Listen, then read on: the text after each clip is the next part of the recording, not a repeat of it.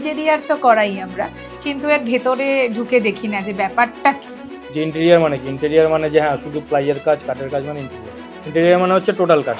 এটা দুর্গাপুজোর থিমের প্যান্ডেল নয় যে আমি প্রতিদিনকে ওই নীল লাল লাইট জ্বলা দেখবো, ফল সিলিং এত সুন্দর, 5 মিনিটের জন্য ভালো লাগবে, 1 ঘন্টার জন্য ভালো লাগবে, রোজের জন্য কম ভালো লাগবে। সেই তখন আপনাকে হায়ার করতে হবে ইন্টেরিয়ার ডিজাইন। কম খরচে কি করে সুন্দর ইন্টেরিয়ার ডিজাইন করা যায়। কোনো কিছু আমাকে অত ভাবতে লাগতো না বা দেখে কপি করতে লাগতো না, নিজের মন থেকে চলে আসতো। ভগবানের আশীর্বাদে সেই কাজটা তখন আমার আসেনি, যদি আসতো পুরো ভেরিয়ে যেত। তার মধ্যে এই যুদ্ধ পরিস্থিতি, দাম আকাশ ছোঁয়া হয়ে গেছে। এই ফল সিলিং তো আমরা অনেকে ঘরেও করাচ্ছি, তো সেটা ঘরে করানোর ফলে বলছে যে ঠান্ডা নাকি মানে ঘর গরম হওয়াটা কমছে, সেটা কি সত্যি হয়? গড ইন্টেরিয়ার, তো এই গড ইন্টেরিয়ার মানেটা কি? এই নামটা কেন চুজ করলে? কিন্তু এই গডের ফুল ফর্মটা হচ্ছে গড অফ ডাইমেনশনস। ইগো বলো যেটা বলে লোকে, যে হ্যাঁ কিন্তু ইগো থাকতে হবে, যে না আমি এটা করেই ছাড়বো, তোমার সেই খিদেটা একটা। এই প্রফেশনটায় আসতে গেলে এমন কি কোনো ব্যাপার আছে যে ছোটবেলা থেকে ডিজাইনের প্রতি ইন্টারেস্ট থাকতে হবে? এখন তো হয়তো সেই ডিজাইনটা অনেকটা পাল্টেছে, তোমার কি মনে হয়? তো তোমার এই যে ব্র্যান্ড তৈরি করলে গড ইন্টেরিয়ার, এখানে এটা তৈরি করতে গিয়ে রিস্ক নিয়েছো? তুমি কোনোদিনও ফেস করেছো সিন্ডিকেট প্রবলেম? না, আজ অব্দি কিছু ফেস করি। এটা মানে ইন্টেরিয়ার কথাটার অর্থ লোকে বুঝবে গড ইন্টেরিয়ার। তোমার কোনো ড্রিম প্রজেক্ট আছে? ড্রিম প্রজেক্ট হচ্ছে একটা বিশাল বড় ম্যানশন করা। একটা রিয়েল এস্টেট মানে যখন কেউ ফ্ল্যাট কিনছে বা বাড়ি করছে, তার সারা জীবনের টাকা, তো সে তোমাকে ট্রাস্ট করে এতগুলো টাকা দেবে, তো তোমাকে যখন ট্রাস্ট করে দিচ্ছে তোমাকে সেই ট্রাস্টের মর্যাদা রাখতে লাগবে। একটা বিজনেস দাঁড় করাতে কখনো কখনো 5 বছরও হতে পারে, আর কখনো 50 বছরও লাগতে পারে। তাও টাটার ওই টাইটান ব্র্যান্ডটা মানে ওই পার্টিকুলার একটা ব্র্যান্ড দাঁড় করাতে লেগেছে 15 বছর। তো আমরা তো ভয় পাচ্ছি কেন?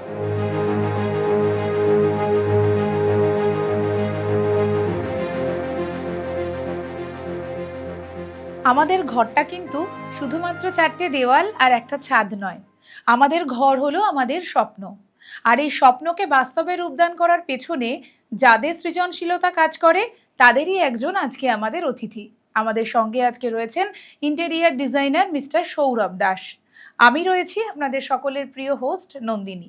আজকের এই পডকাস্টে আমরা সৌরভের সঙ্গে ইন্টেরিয়ারের খুঁটিনাটি নিয়ে আলোচনা করেছি।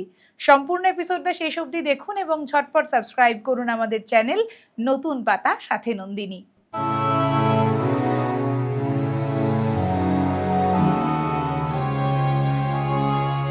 ওয়েলকাম সৌরভ টু নতুন পাতা সাথে নন্দিনী। বলো কেমন আছো? Thank you for inviting me. ভালো আছি, তুমি কেমন আছো? আমিও ভীষণ ভালো আছি। তো আজকে আমরা ইন্টেরিয়ার ডিজাইনিং এর কিছু খুঁটিনাটি নিয়ে তোমার সঙ্গে কথা বলবো। এটা ভীষণ ইন্টারেস্টিং টপিক, কারণ ইন্টেরিয়ার তো করাই আমরা, কিন্তু এর ভেতরে ঢুকে দেখি না যে ব্যাপারটা কি। মনে করি যে একটা সুন্দর ঘর সাজাবো, তো সুন্দর একটা ইন্টেরিয়ার করে ফেলবো। তো তুমি আমাকে বলো, কম খরচে কি করে সুন্দর ইন্টেরিয়ার ডিজাইন করা যায়? কম খরচে করতে গেলে তো নিজেকে করতে হবে, আর যদি ইন্টেরিয়ার ডিজাইনার হায়ার হয় তাহলে তো দাম অবশ্যই বেটার মানে বেশি হবে। ইন্টেরিয়ারের দামটা নির্ভর করছে কি কি করাতে চাইছো, কি ডাইমেনশনস হচ্ছে, কি টেস্ট তোমার, তার উপরে। টেস্ট কথাটা যেমন একটা নর্মাল বোঝাই, আগেকার দিনের আলমারি চৌকো, এখনকার দিনের আলমারির কর্নারগুলো রাউন্ডেড। তো এখানে যেটা আগে একটা প্লাই লাগতো, এখানে লাগবে 3টে প্লাই, প্লাস ওই রাউন্ডটা করার জন্য যে মেশিনারিটা লাগবে সেটার দাম 10,000, লেবার পেমেন্ট এক্সট্রা। তো টেস্ট যখন বাড়বে তখন দাম তো বাড়বে। এই যে আমার স্টুডিওটা, এটাকে আমি কম বাজেটে সুন্দর করে সাজাতে চাইছি, তা আমার কোন দিকগুলোতে চেঞ্জেস দরকার? চেঞ্জেস দরকার যেমন এই পর্দাগুলো যেগুলো আছে, সেটাকে সিলিং থেকে নিচে নামালে একটুখানি ঘরটাকে বড় লাগবে। কালার যেগুলো ডার্ক কালার আছে, এটাকে হোয়াইট বা ক্রিমের টোনে করলে আরও বেশি লাইটটা ছড়াবে, এক্সপোজার পাবে। হ্যাঁ, লাইটিং কন্ডিশন কিছু বাড়ালে আরও ভালো লাগবে। অনেক কিছুই করা যেতে পারে টুকিটাকি। তো এই যে কালার বললে, কালার টোন চেঞ্জ করা, এটার সাথে এই ইন্টেরিয়ারের মানে যোগসূত্রটা কি কালারের সাথে? সব কিছুর সাথে যোগসূত্র আছে, সায়েন্সের বাইরে তো কোনো কিছুই না। তো প্রতিটা কালারের আগে একটা ওয়েভ লেন্থ হয়। যেমন তোমাকে একটা প্রশ্ন করছি, সকালবেলা ঘুম থেকে উঠে তুমি যখন সূর্য দেখছো কি কালার দেখছো? তাহলে লাল আর কমলার মিক্স একটা ঠিক কালার আছে। দেখছি। আর যখন অস্ত যাচ্ছে সূর্যটা, সন্ধ্যার সেটাও দিকে প্রায় 4টা 5টার দিকে যখন অস্ত যাচ্ছে, প্রায় সেম কালারই দেখছি। না, আমরা যখন সকালবেলা সূর্যটাকে দেখছি প্রায় সাদার কাছাকাছি দেখছি। আচ্ছা। এবার নোটিস করবে পরের দিন কালকে গিয়ে হুম।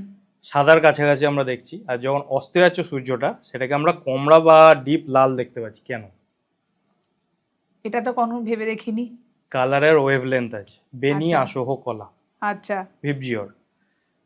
বেনি আসহ কলা যদি ধরি, বেগুনি, নীল, আসমানি, সবুজ, হলুদ, কমলা, লাল, হুম। 7টা কালার দিয়ে তৈরি হচ্ছে রামধনু, হুম। সূর্যের কালার। তো যখন সূর্যটা 90 ডিগ্রিতে পৃথিবীর ওপরে আছে সকালবেলা, তো 7টা কালার মিশে তৈরি হচ্ছে কি? সাদা। হুম। তো সেটা আমরা দেখতে পাচ্ছি। এবার এই সাদা, এই সবকটা কালারের মধ্যে সব থেকে বেশি ওয়েভলেন্থ কার, মানে সব থেকে বেশি চোখে লাগে কোন কালারটা? আমাদের লাল কালার লাগে সব থেকে বেশি, তারপরে হচ্ছে হলুদ। তো যখন পৃথিবী তো নিজের, মানে সূর্য নিজের জায়গায় স্টে করে আছে, পৃথিবী তো ঘুরছে। তো যখন পৃথিবী ঘুরছে দিনের শেষের দিকে সূর্যটাকে তখন আমরা দেখতে পাচ্ছি 45 ডিগ্রি অ্যাঙ্গেলে, 90 ডিগ্রি কিন্তু দেখতে পাচ্ছি না। তখন ওই অ্যাঙ্গেলে সব থেকে বেশি লেন্থ হচ্ছে, সব থেকে বেশি ওয়েভ লেন্থ হচ্ছে রেডের। তো রেড কালারটা আর ইয়েলো কালারটা যখন মিশিয়ে আসছে আমাদের চোখে, সেটা আমরা দেখতে পাচ্ছি কমলা। আচ্ছা। দ্যাটস ওয়াই কালারের একটা বিশাল বড় রোল আছে ইন্টেরিয়ারে। তাহলে ইন্টেরিয়ারে তো এই অ্যাঙ্গেলেরও বিশাল বড় রোল আছে, ম্যাথমেটিক্স, অঙ্ক। সেটা কারণ সব কিছুই আছে। তা তোমার এই প্রফেশনে আসাটা কিভাবে? প্রফেশনে আসাটা, সেইটার কোশ্চেন আমি আজও বুঝতে পারিনি। কারণটা হচ্ছে যে ছোটোবেলা থেকে আমি ড্রয়িং করি। হুম। মানে কোনো কিছু আমাকে অত ভাবতে লাগতো না বা দেখে কপি করতে লাগতো না, নিজের মন থেকে চলে আসতো। আমার মনে আছে স্কুলে সজলকান্তি স্যার ড্র করতে দিয়েছিলেন যে স্টিল লাইফ বাড়ি থেকে এঁকে আনবে সবাই। স্টিল লাইফ মানে হচ্ছে কোনো কিছু সাজানো আছে সেটা দেখে এঁকে আনবে। তো আমি কোনো কিছু সাজাইনি বাড়িতে গিয়ে, আমি কল্পনাতেই এঁকেছিলাম। তো ক্লাসে আরও অনেকে, সবারই ড্রয়িং ভালো ছিল। আমার খাতাটা তুলে সবাইকে ক্লাসে দেখিয়েছিল। যখন মানুষ কল্পনা দিয়ে করে, মানে স্যারকে আমি কিছু বলিনি, স্যার সেটা দেখে বুঝতে পেরেছিলেন, বলছিলেন কল্পনা দিয়ে যখন মানুষ করে তখন এই অরিজিনালিটিটা বেরোয়। মানে লাইটের যে আপ ডাউনটা, ছায়াটা আমরা যে লেভেলে দেখছি, বোতল যদি আমি এই লেভেলে দেখি, বোতলের ঢাকনাটা তো দেখতে পাবো না, কিন্তু বোতলটা যদি নিচে থাকে তাহলে বোতলের ওপর ঢাকনাটা দেখতে পাবো, তো অ্যাঙ্গেলটা চেঞ্জ হয়ে যাবে। তো সেই থেকে মোটামুটি ড্রয়িং এরিয়া ছিল। আর 2020 থেকে আমার একটা আলাদা বিজনেস ছিল। সেই বিজনেস থেকে এবার 2022-এ ওই বিজনেসটা অনেকটা ডাউন যাচ্ছিল। তখন ভাবি কী করা যায়, কী করা যায়। হুট করে ইন্টেরিয়ারের আইডিয়াটা আমার করতে গেছিলো, আমার আজও মনে নেই। তো ইউটিউব বলো বা তোমার নানান স্কিল শেয়ার, ইউডেমি, নানান ইয়ে থেকে কোর্স করি। করার পরে, আর আমার বাবা 30 বছর প্লাম্বার কন্ট্রাক্টর হুম। ফিল্ডে আছে, কিন্তু কোনোদিনও বাবা চায়নি, এই যেমন বাঙালিরা হয় যে হ্যাঁ, বাঙালি চায় না, মধ্যবিত্ত পরিবারে হ্যাঁ, কেউ যে চায় আমার না। ছেলে চাকরি করুক, ভালো কোনো চাকরি করুক, ব্যবসাতে ঢুকতে লাগবে না। সেটা আজকের দিনে দাঁড়িয়ে বুঝি যে হ্যাঁ, কেন চায়নি বাবা। কারণ যখন লস হয় বা প্রচুর হার্ট অ্যাটাকের মতো সেই সিচুয়েশান চলে আসে, তো স্বাভাবিক কথা, কোনো বাবা মাই চাইবে না যে তার ছেলের অতটা মেন্টাল প্রেশার হোক। তো তাই জন্যই তো সেটা এখন বুঝি। যাই হোক, তো শেখার পরও ফিল্ডে তো নামতে হবে। মেন তো ইয়ের ব্যাকআপটা হচ্ছে টেকনিশিয়ান, মিস্ত্রি, এদের সবাইকে নিয়ে। তো ওইটা ব্যাকআপটা করতে হবে। বাবা আমাকে হেল্প করবে না, আমি খুব ভালো করে জানি। তো কী হয়েছে, ব্যাস চেপে গেল। 2022 থেকে পড়াশোনা করে হলো।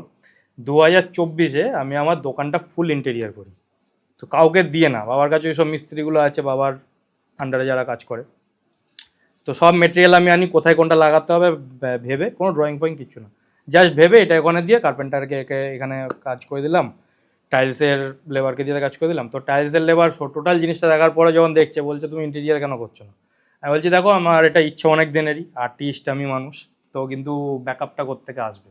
এক তো টাকার ব্যাকআপ লাগবে ইন্টেরিয়ারে প্রচুর, আর এই যে টেকনিশিয়ানগুলোর ব্যাপারটা, ম্যানেজমেন্ট নয় আমি করবো, কিন্তু আমাকে তো ফিল্ডটা জানতে হবে। আমি তথ্য সব জানি, কোথায় কী হবে, কেন হবে, কিন্তু ফিল্ডটা কথা। বলছে ঠিক আছে, বড় বড় ইন্টেরিয়ারদের আন্ডারে তো আমরাও কাজ করি, তোমাকে দেখা করে দেবো। দিয়ে সে আর দেখা করায়নি, একজনের সাথে কথা বলেছিল, দিয়ে তারপরে তার কাছে গেছিলাম। সে অনেক আমাকে মোটিভেট করে, ইয়ে করে। দেখানোর পরে সে বললো, আমি বললাম যে এবার তাহলে কী করবো, মানে আমি ফিল্ডে নামতে চাই, কী করবো? বলছে কাজ তোলো, তারপরে আমি বুঝে নেবো বাকি। তুমি এখন শিখতে গেলে অনেক সময় যাবে, তুমি কাজ তোলো। তো ঠিক আছে, আমার যেহেতু প্রথম একটা বিজনেস আছে, আমার 3000 ক্লায়েন্টস ছিল প্রথম বিজনেসে, মানে অল ওভার ইন্ডিয়া জুড়ে। আমার ওটা যেহেতু e commerce kind of business, আমার অনলাইনে কুরিয়ার হতো। তো স্ট্যাটাস দেওয়ার সাথে সাথেই মোটামুটি উইদিন 1 উইক একটা কাজ চলে এলো। 3D ডিজাইন আমার কাছে এস্টিমেশন চাইলো, তারা 3D করিয়েছেন কারোর থেকে। তো সেটা তার কাছে, সেই ইন্টেরিয়ারটার কাছে নিয়ে গেলাম, সে কোটেশন ফোটেশন সব বানিয়ে দিল, আমি পাঠালাম তাকে। পাঠানোর পরে আমি জিজ্ঞেস করছি যে এবার যদি কাজটা চলে আসে তাহলে কি করব? বলছে আর মিস্ত্রি খোঁজা শুরু করো। মানে সে যে প্রথমে বললো যে ঠিক আছে চলো আমি আছি পেছনে, তারপর বলছে মিস্ত্রি খোঁজা শুরু করো। ভগবানের আশীর্বাদে সেই কাজটা তখন আমার আসেনি, যদি আসতো পুরো ধেরি যেত। মানে তাহলে প্রচুর চ্যালেঞ্জেস ছিল এই সেটা লাইনটায়। প্রতিদিন থাকে। তো কেমন ধরনের চ্যালেঞ্জেস ফেস করতে হয়? কেমন ধরনের চ্যালেঞ্জেস, যেমন 3-4 মাস ধরে একটা 3D ডিজাইন তৈরি হলো, হুম এবার 3Dতে চেঞ্জ হতেই থাকে। হুম মানে ধরো তুমি আমাকে বললে যে আমার এই স্টুডিওটা রিনোভেট করে দাও, এবার আমি আমার মতো করে ভেবে আমি করলাম, তোমার সেটা পছন্দ নাও হতে পারে, তুমি আবার 3D চেঞ্জ করালে, ঠিক আছে। এবার তুমি অনলাইনে কোনো একটা কিছু নতুন দেখলে, হুম বা তুমি বিদেশে ঘুরতে গেছো বা অন্য আউট অফ স্টেটে গেছো, কিছু একটা দেখতে পেলে, সেই মেটেরিয়ালটা হয়তো আমাদের এখানে পাওয়া যায় না, দিল্লি, মুম্বাই, সাউথের দিক থেকে আনাতে হবে, ঠিক আছে, বা বাইরে থেকেও আনাতে হতে পারে, হুম পসিবল। এবার সেটার জন্য টাইম কনজিউম হচ্ছে, হার্ডওয়্যারের দোকানে নতুন জিনিস জিজ্ঞেস করতে হচ্ছে, তারা এন্টারটেন করছে না, বারবার যেতে হচ্ছে, বারবার গেলে বিরক্ত হচ্ছে, অর্ডারটা কী আছে সেটা বলো, দাম তো কতবার জানলে হুম হলো। তার মধ্যে এই যুদ্ধ পরিস্থিতি, দাম আকাশ ছোঁয়া হয়ে গেছে। আগে যেটা আমরা ফেভিকল কিনতাম, যেটা মানে কিনে 3 মাস আগে কিনেছি 5,200 টাকায়, 3 মাস বাদে কিনছি 6,200 টাকা, 20 কেজির ডাব্বা, মানে পার কেজিতে 50 টাকা করে বেড়েছে, ঠিক আছে। এই এতগুলো চ্যালেঞ্জেস থাকে। তারপর 3-4 মাস ধরে একটা 3D ডিজাইন হচ্ছে, আলটিমেটলি গিয়ে ফাইনাল হলো, মানে সে যা যা চুজ করেছে সব দামি, যা চুজ করেছে। এবার যখন কোটেশনটা তাকে দেওয়া হয়েছে যে এইটার এই, এটার এই, এটার এই, বিল অফ কোয়ান্টিটি তুমি এইগুলো পাচ্ছ, টোটাল বিল এই দাঁড়াচ্ছে, তখন সে বলছে আমার তো এত বাজেট নেই। এদিকে তুমি যখন কথাটা বলছো, তুমি কিন্তু জানো যে কোনটার কি দাম আছে, তাহলে তোমাকে তো এটাও হিসাব করতে হবে প্রতিটা জিনিসের 5 টাকা 5 টাকা 5 টাকা 5 টাকা জুড়েই তো 100 টাকা হচ্ছে। বা ক্লাসে যখন প্রতিটা বাচ্চা একটু একটু আস্তে আস্তে কথা বলছে, তখন মনে হচ্ছে যেন পুরো ক্লাস চিৎকার করছে। তো কথাটা বুঝতে হবে, একটু একটু একটু একটু করেই অনেকটা দাম দাঁড়িয়ে যাচ্ছে তোমার। তো তোমার বাজেটটা আমাকে ফার্স্টে বলতে হবে যে আমার ম্যাক্সিমাম বাজেট এই আছে, তোমার যা করার এর মধ্যে করো। তখন আমি বলছি তোমার ক্রাইটেরিয়া কী কী আছে, মানে তুমি চাও কি, কী কী পারপাস আছে তোমার এই জায়গাটার জন্য। তো সেই হিসাবে এবার আমি আমার মাথা খাটিয়ে বুদ্ধি বার করে তোমাকে 3D ডিজাইন দিলাম। এবার যা চেঞ্জেস হলো হলো, তোমাকে আগে বাজেটটা বলতে লাগবে। বাজেটটা মেন ব্যাপার। হ্যাঁ অবশ্যই। আর এই 3D ডিজাইন আর নর্মাল ডিজাইনের মধ্যে ডিফারেন্স কোথায়? নর্মাল ডিজাইন মানে হচ্ছে আগেকার দিনে যা হয়ে আসছে এত বছর ধরে, আমরা ছোটোবেলা থেকে একটা আলমারির দোকানে যাচ্ছি, আলমারি কিনে চলে আসছি, বা রঙের দোকানে যাচ্ছি, রঙ কিনে চলে আসছি, মিস্ত্রি রঙ করে দিচ্ছি, ঠিক আছে। এবার প্রতিটা জিনিসই সুন্দর, এই মাইকটাও সুন্দর, এই টেবিলটাও সুন্দর, এই কার্পেটটাও সুন্দর, এই সিলিংয়ের কালারটা যেটা আছে সেটাও সুন্দর, কিন্তু সব সুন্দর জিনিস যে একই জায়গায় রাখতে হবে তার কোনো মানে নেই। তাহলে কোনটা ছেড়ে তুমি কোনটা তাকাবে, তাই না? মানে এক্সাজারেট হয়ে যাবে তোমার জিনিসটা, মানে কোনটা ছেড়ে স্যাচুরেশন বেড়ে যাবে। তো তোমাকে সব কিছুকে একটা মিনিমাল রাখতে হবে, একটা অ্যাকসেন্ট জিনিস রাখতে হবে যেটার ওপর মেন তোমার ফোকাস থাকবে। এটাকে বলে রুল অফ থার্ডস। 60% একটা টোনে থাকবে কালারে, মানে যে কোনো কিছু হতে পারে, 30% একটা টোনে, আর 10% হচ্ছে অ্যাকসেন্ট, ছোটোখাটো লাল হলুদ সব রকম মিশিয়ে। তো এবার তুমি আগে যা চুজ করতে, যেমন আগেকার দিনে বলো বা এখনও মডার্ন ইন্টেরিয়ারে যা চলছে, ইন্টেরিয়ার তো অনেকেই কেউ কিছু জানে না, তুমি ফেসবুক খুলে দেখতে হবে, ফল সিলিং, এদিকে লাল লাইট জ্বলছে, ওদিকে সবুজ লাইট জ্বলছে, ভালো লাগছে কিন্তু ঘরের মধ্যে ভালো লাগছে না। সেটা হোটেল রুম হলে বা বার হলে সেখানে ভালো লাগবে। তো তোমাকে সেই জায়গাটা জানতে লাগবে কোথায় কি এই করবে। ফল সিলিং তো আমরা অনেকে ঘরেও করাচ্ছি, হুম। তো সেটা ঘরে করানোর ফলে বলছে যে ঠান্ডা নাকি, মানে ঘর গরম হওয়াটা কমছে, হুম। সেটা কি সত্যিই হয়? কিছু কিছু ক্ষেত্রে হয়, যেমন এখন ফ্ল্যাটগুলো অনেক ছোট হয়, 4th floor 3rd floor 5th ফ্লোরে অনেকে নিচ্ছেন, তো কিছু ক্ষেত্রে ওটা হয়, কিন্তু সরি, সব ক্ষেত্রে কিন্তু সেটা হয় না। এটা একটা গিমিকি চলছে, আর কিছু না। আচ্ছা, তো তুমি তো তোমার একটা ব্র্যান্ড তৈরি করেছো, গড ইন্টেরিয়ার। তো এই গড ইন্টেরিয়ার মানেটা কি? এই নামটা কেন চুজ করলে? প্রথম বিজনেসের আমার যেটা নাম ছিল সেটা আজ অবধি মানে লোককে বলতে দাঁত ভেঙে যায়। আমার মনে আছে যখন আমি লোন করতে গেছিলাম, মুদ্রা লোন, তো নামটা যেটা সেটা অন্য বলছিল, আর স্বাভাবিক কথা, নিজের ব্র্যান্ড অন্য নামে শুনতে বিরক্তিকর লাগে, মনে হয় যেন কেউ কটূক্তি করছে, যাই হোক। তো নাম এমন একটা কিছু রাখতে হবে যেটা সহজে মাথায় থাকবে আর সহজে মানুষ বলতে পারবে। তো গড, গড কথাতে লোকে ভাববে ভগবান, কিন্তু এই গডের ফুল ফর্মটা হচ্ছে গড অফ ডাইমেনশনস, আমরা হচ্ছে ডাইমেনশনসের ভগবান। সেই জন্য গড হ্যাঁ, যাতে ইন্টেরিয়ার। ওটা দুটোই রিলেট করা যায়। তার মানে কিন্তু এই ইন্টেরিয়ার ডিজাইনিং এর মধ্যে ম্যাথমেটিক্সও অনেকটা আসছে, আমি প্রথম থেকে তোমাকে বলছি, কারণ এই ডাইমেনশনের ব্যাপারগুলো তো আমরা ম্যাথসে গিয়েই দেখি। তাহলে তুমি যে নিজের এই ব্র্যান্ড তৈরি করলে, এখনকার ইয়াং জেনারেশন যদি নিজের ব্র্যান্ড তৈরি করতে চায় তাহলে প্রথমের স্টেপটা কি হওয়া উচিত? শুরু করা কোনো কিছু। আচ্ছা, শুরুটা করবে কি করে? মানে তার তো একটা ইনভেস্টমেন্ট দরকার, ফিনান্সিয়াল কন্ডিশন কেমন হবে সেটার উপর ডিপেন্ড করছে, এই ব্যাপারগুলো, সে প্রথম স্টেপটা তার কি হবে? ইনভেস্টমেন্ট সত্যি কথা বলতে শুরু করতে টাকা লাগে না, আমি যেটা মনে করি। কোনো কিছুই শুরু করতে টাকা কোনোদিনও লাগেনি, আমার পার্সপেক্টিভ থেকে বলছি সম্পূর্ণ। আমি আমার প্রথম বিজনেসও শুরু করেছি উইদাউট ফান্ডিং। যখন বড় করতে গেছি অবশ্যই টাকা লেগেছে, তখন আমার ব্যাংক লোন করেছি। কিন্তু ব্যাংকও যখন তোমাকে লোন দেবে, তোমার মুখ দেখে তো লোন দেবে না। আমার মনে আছে ব্যাংকে আমি 6 থেকে 8 মাস শুধু চক্কর কেটেছিলাম। তারপর ব্যাংক ম্যানেজার আমার দোকানে গিয়ে যখন ভেরিফাই করে তারপরে গিয়ে লোনটা হয়। যাই হোক, তো সেম সব ক্ষেত্রেই তাই, তোমার সিদ্ধারাটা সোজা থাকতে লাগবে। তোমার ইগো বলো, যেটা বলে লোকে যে হ্যাঁ, কিন্তু ইগো থাকতে হবে যে না আমি এটা করেই ছাড়বো। তোমার সেই খিদেটা থাকতে হবে, বার্নিং ডিজায়ার যেটা, যে তোমার থাকতেই হবে যে না যে করেই হোক, আজ না হলো 5 বছর টাইম তো লাগবে। একটা রিসেন্টলি একটা সিরিজ বেরিয়েছে ঘড়ি, টাইটান। তো টাইটানের ওই টোটাল সিরিজটা দেখার পর আমি যেটা দেখলাম, টাইটান কার, টাটার অত বড় নাম, অত টাকার ফান্ডিং আছে, সব রিসোর্সেস আছে, তাও টাটার ওই টাইটান ব্র্যান্ডটা, মানে ওই পার্টিকুলার একটা ব্র্যান্ড দাঁড় করাতে লেগেছে 15 বছর। তো আমরা তো ভয় পাচ্ছি কেন যে আমাদের 5 বছরই বাড়ি করতে হবে? হ্যাঁ, প্রথম দিকে ছিলাম, 2020-তে আমি স্টার্ট করেছিলাম। তো আমি বলছিলাম না, আমার কাছে 10টা বছর শুধু টাইম আছে, আমার তখন 20 বছর বয়স, আমাকে 30-এর মধ্যে বাড়ি করতে হবে, গাড়ি করতে হবে, বিজনেস দাঁড় করাতে হবে। না, সেটা ভুল ধারণা। একটা বিজনেস দাঁড় করাতে কখনো কখনো 5 বছরও হতে পারে, আর কখনো 50 বছরও লাগতে পারে। সেটা ওই পারসিভিয়ারেন্সটা, ওই সাবার আর সুকার, এটা থাকতে লাগবে, আর ধৈর্য ধরে থাকতে হবে। তো এখন ইন্টেরিয়ার ডিজাইনে কোন ডিজাইনগুলো বেশি ট্রেন্ডিংয়ে চলছে? কার্পেন্টার যে, সেই তো ইন্টেরিয়ার ডিজাইনার। আচ্ছা। সে তো পড়াশোনা কিছু করেনি, হ্যাঁ তার স্কিল আছে, আমার কাজও কার্পেন্টারই করবে, তার স্কিল আছে। একটা ইন্টেরিয়ার ডিজাইনার, সে ডিজাইন করছে, কার্পেন্টার সে হাতুড়ি ঢুকছে দিয়ে আকার দিচ্ছে। তো ডাইরেকশনটাই যদি ঠিক না হয় তাহলে তো সেটা কিছু না। বাবা বিশ্বকর্মা কেউ না। আচ্ছা। তো আপনাকে যদি কিছু করতে হয়, মানে আপনি যদি একটা স্বপ্ন দেখে থাকেন যে হ্যাঁ ব্র্যান্ড বানাবো, কমার্শিয়ালের ক্ষেত্রে যে ব্র্যান্ড, বা আপনার বাড়িটার মধ্যে আমি থাকবো, ঠিক আছে, মানে আমি কে, আমার যে কোনো কিছু একটা চলে যাবে, সেরকম যদি হয় তাহলে আপনি কার্পেন্টারের কাছে যেতে পারেন, বা যে কোনো মিস্ত্রির কাছে যেতে পারেন, সে করে দিতে পারবে। কিন্তু আপনার যদি একটা থিঙ্কিং আছে যে হ্যাঁ আমাকে সেটা বাড়িতে থাকতে হবে, এটা দুর্গাপুজোর থিমের প্যান্ডেল নয় যে আমি প্রতিদিনকে ওই নীল লাল লাইট জ্বলা দেখবো, ফল সিলিং এত সুন্দর, ওয়ার্ড্রপ এত সুন্দর, মানে যেদিকে তাকাচ্ছি চোখ ধাঁধিয়ে যাচ্ছে, তো সেটা দুর্গাপুজোর থিম 5 মিনিটের জন্য ভালো লাগবে, 1 ঘন্টার জন্য ভালো লাগবে, রোজের জন্য তখন ভালো লাগবে। সেই তখন আপনাকে হায়ার করতে হবে ইন্টেরিয়ার ডিজাইনার। কিন্তু এখন তো আর্টিফিশিয়াল ইন্টেলিজেন্স সমস্ত কিছুর ধরন বদলে দিচ্ছে, বিশেষ করে চাকরির ক্ষেত্রেও ধরন বদলে দিচ্ছে। তো এই বিজনেসটায় এআই এর এফেক্টটা কেমন ভাবে পড়ছে? তোমাদের কি সুবিধা হচ্ছে? সুবিধা তো সব ক্ষেত্রেই আছে, যেমন আমাদের প্রম্পট দিয়ে অনেক সময় আমাদের যে ক্যাপশনগুলো, ওগুলো আমরা বার করি।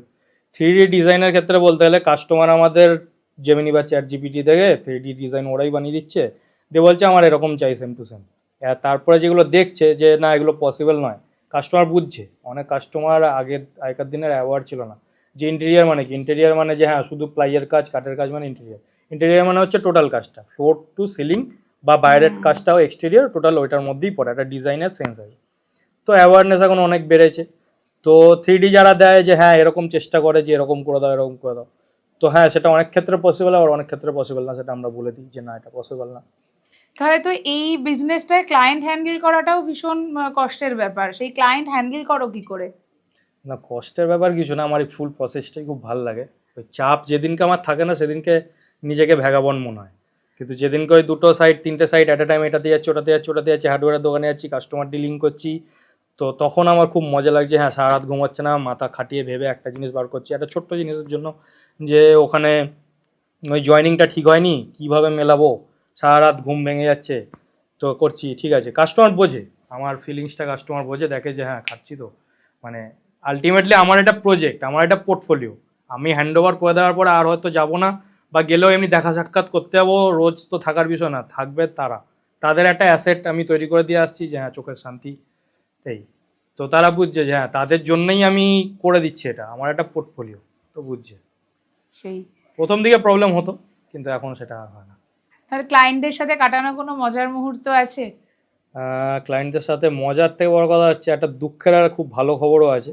এই আগের সপ্তাহতেই হলো, ডিসেম্বরে একটা কিচেনের কাজ করেছিলাম, তাদের বাড়িতে শুধু কিচেন হয়েছে আর বাড়ির ভেতর রং হয়েছিল। তো একটা জেঠিমা, সেই জেঠিমাটার ভাই বহরমপুরে থাকে, তো সে 2-3 দিন এসেছিলেন, ওই কাজের মাঝে দেখা সাক্ষাৎ হয়েছিল, এমনি নর্মাল, খুব বেশি যে কথাবার্তা হয়েছে তাও না, নর্মাল কথাবার্তা হয়েছিল। জেঠিমাদের সাথে ব্যবহার খুব ভালো, রিলেশন খুব ভালো আছে। এই লাস্ট দিন গেছিলাম আগের সপ্তাহে, একটা কাজ তখন ভুল হয়েছিল আমাদের দ্বারাই, আমার সেটা মাথায় ছিল যে হ্যাঁ যেদিনকে ওই মেশিনটা কিনবো সবার ফার্স্টে ওটা ঠিক করবো। ওটা কেউ দেখে বুঝতে পারবে না যেটা ভুলটা কোথায়, কিন্তু আমার তো খুঁতখুঁতে পেমেন্ট অনেক দিন আগে আমি পেয়ে গেছি, হ্যান্ড ওভার অনেক দিন আগে হয়ে গেছে, কিন্তু আমার খুঁতখুঁতে আমি মিস্ত্রিকে বলেই রেখেছিলাম আমার যে যেদিনকে আমার ওই মেশিনটা কিনবো সবার ফার্স্টে গিয়ে জেঠিমার ওই কাজটা কিন্তু কমপ্লিট করবো। বলছিল হ্যাঁ, তো ঠিক আছে। আগের সপ্তাহে দেখা করতে গেলাম, যে গিয়ে দেখছি ওই জেঠিমার যে ভাই সে প্যারালাইজড, ঠিক আছে, মাথা তুলতে পারছে না, একজন আয়া তাকে খাইয়ে দিচ্ছেন, তার দেখভাল করছে, সে হাত তুলতেও পারছে না। আর জেঠিমার মুখে যা শুনলাম কান্নাকাটি করছেন আর বলছে যে দেখ বাবু কী হয়ে গেল, সব স্মৃতিশক্তি ভুলে গেছে। তো আমি গিয়ে বসাতে আয়াটাকে দেখাচ্ছে জল দাও ওকে, হলো। তারপর যখন বেরোচ্ছি আমার জন্য সে নাকি হাত তুলতে পারে না, প্যারালাইজ, কিন্তু আমার জন্য সে হাতটা তুলেছে। আমি মনে করি এইটা আমার কাছে সব থেকে বড় পাওনা। সব কিছু তিনি ভুলে গেছেন, আমার সাথে কিছু ক্ষণের আলাপ হয়েছে, আমাকে তিনি মনে রেখেছেন। সেই এটাই হচ্ছে আমার কাছে সাকসেস। জীবনে এই পাওনাগুলোই থেকে যায় সেই অবধি। এই প্রফেশনটায় আসতে গেলে এমন কি কোনো ব্যাপার আছে যে ছোটবেলা থেকে ডিজাইনের প্রতি ইন্টারেস্ট থাকতে হবে? না, ওরকম কোনো ব্যাপার নেই। হ্যাঁ, ইন্টারেস্ট তো যে কোনো, মানে যে ফিল্ডে যে যেতে চাইছে তার তো একটা ভালোবাসা থাকতেই হবে। মানে আমি চাইছি হাতুড়ি ঠুকতে, অথচ মানে চাইছি তাহলে তো হবেই, কিন্তু আমার কেউ যদি জোর করে হাতুড়ি ঠকায় আমার তো ভালো লাগবে না, আমার গা হাত পা ব্যথা করবে, আমার তো ইচ্ছা করবে না। তো যে কার্পেন্টার আজকে হয়েছে বা যে আজকে টাইলসের মিস্ত্রি হয়েছে, তো সে সেটাকে কাজটাকে ভালোবেসেই করছে, তাই জন্য এত সুন্দর আউটকাম বেরোচ্ছে। যে কোনো ফিল্ডে যে কোনো কিছু, যে সরকারি চাকরি করতে চাইছে তার জন্যই সে সরকারি চাকরিটা পাচ্ছে, যে প্রাইভেটে জব করতে চাইছে সে প্রাইভেট জবটা পাচ্ছে, অমুক সে ইঞ্জিনিয়ার হতে চাইছে, অমুক সে ডাক্তার হতে চাইছে, তার জন্য সেটা। ভালোবাসা না থাকলে তো কোনো কিছু হবে না। জোর জবরদস্তি বাবা মা বললে এটা করতে হবে মানে ওটাই করতে হবে, তার তো কোনো মানে নেই। আমি আমার বাবা মার কথা শুনিনি করে, মানে এইচএসের পর থেকে, মানে হ্যাঁ এইচএসের পর থেকে আমি কোনোদিন আজ অবধি বাবা আমার কথা শুনিনি। তাই জন্য আজকে আমি খুব হ্যাপি আছি। তারা ভাবছেন 1980 সালের ঘটনা, যা তখন তারা যা ছিলেন যে হ্যাঁ এটা হবে, তারা সেখানে আছেন। আমাদের জেনারেশন এটা স্বাভাবিক, আমাদেরও যখন ছেলেমেয়ে হবে হয়তো আমরা ওরকমই ভাবো। জেনারেশন গ্যাপের তো একটা হ্যাঁ, গল্প একটা তো থাকে। ব্যাপার তো আছেই। তাহলে তোমার এই প্রফেশনে আসাটা কোনোভাবেই তোমার বাবাকে দেখে নয়, কারণ তুমি বললে যে তোমার বাবাও বিজনেসের সঙ্গেই যুক্ত ছিল। তো না, বাবাকে দেখে তো নয়, কারণ বাবা কোনোদিনও ডিসক্লোজ করেনি। আচ্ছা, কাজের জিনিসটা বাবা খুব প্রফেশনাল আমার বাবা, মানে বাইরে কি কাজ হয়েছে বা কি ভুল হয়েছে বা কি ঠিক হয়েছে বাড়িতে এসে কোনোদিনও ডিসক্লোজ করেনি। আমার বাবা খুব একটা সিরিয়াস পার্সন, জমের মতো ভয় পেতাম ছোটোবেলা থেকে। তো ঘরে এসে কোনো কথা না, আসবে বাংলা সিনেমা চালাবে, ব্যাস হয়ে গেল। কাজের জায়গায় কি সেটা ফিল্ডে যখন নেমেছি তখন জানতে পেরেছি আমার বাবা 30 বছরে কি করেছে। মানে যখন দোকানটা আমি করেছি, এবার আমার দোকানে যখন বাবার ছবি লাগানো, বলছে এটা কে, বলছে এনাকে তো আমি চিনি। মানে এরকম হাজার হাজার জন বলেছে যে আমি এনাকে চিনি। এটা তো সার্ভিস। 30 বছর ধরে বাবা সার্ভ করেছে একটা লোকালিটিতে থেকেই, তো একটা লোকালিটিতে থেকেই যে বাবা কি করেছে সেটা আমি দেখতে পেয়েছি যখন আমি নিজে ফিল্ডে নেমেছি। কিন্তু বাবা সেটা কোনোদিনও বাড়িতে বলেনি যে আমি এই করেছি আমি ওই করেছি, কোনোদিনও। আর নিজের বড়াই কোনোদিনও করেনি। আর এটার একটা ল্যাকও আছে, যেমন হচ্ছে আজকের দিনে আমরা যেটুকুনি কাজ করছি আমাদের তো ফোন আছে, আমরা এভিডেন্স রাখতে পারছি যে এই কাজটা আমরা আগের কাজ আমরা করেছি। তখনকার সময় সব ছিল না, আর আসার পরেও স্মার্টফোন আসার পরেও বাবা একটু যেহেতু আগেকার দিনের মানুষ, তো এসব ভিডিও বা কাজ কোনো কিছুই করেনি বলে ক্লায়েন্টদের আর এখনকার জেনারেশনকে দেখাতে পারে না যে হ্যাঁ এই কাজটা আমি পারবো বা আগে করেছি। আমাদের এই জেনারেশন গ্যাপে যেমন আমাদের মেন্টালিটিটাও চেঞ্জ হয়েছে, সমাজ অনেক পরিবর্তন হয়েছে, তেমনি এই ইন্টেরিয়ার ডিজাইন প্রফেশনটায় কি কিছু পরিবর্তন হয়েছে? বলতে চাইছি আজ থেকে 5-6 বছর আগে যে ধরনের ডিজাইন চলতো, এখন তো হয়তো সেই ডিজাইনটা অনেকটা পাল্টেছে। তোমার কি মনে হয়?